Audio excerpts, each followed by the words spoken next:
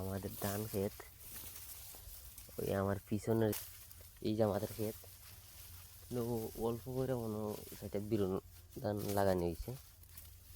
এগুলা হয়, এগুলো হলো বিরুন ধান। হাওয়াটা অনেক বড়, বিশাল বড় হাওয়া। আমাদের পিছনে হাওয়াটা বিশাল বড়।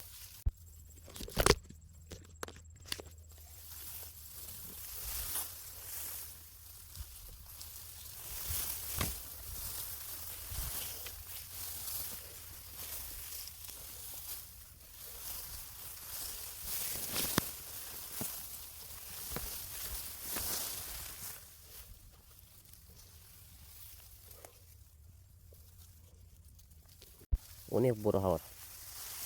এই হাওয়ার আমাদের প্রতি বছর সিজনে সিজনে ধান ফলানো হয়। কোনো বছর মিস হয় না ধান ফলানো, সবসময় ধান আর সবজি চাষ জন্য। অন্যান্য হাওয়ার তো পানি উঠে, আমাদের এদিকে পানি ওঠার সময় তো উঠে, তো এবার আর পানি হয় নাই।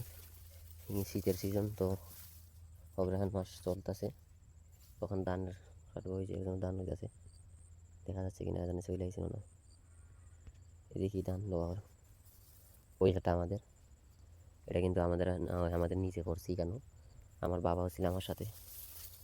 আমরা ও মাথা থেকেও শেষ পর্যন্ত এক লাম্পা সিরিয়ালে করছি। চলো।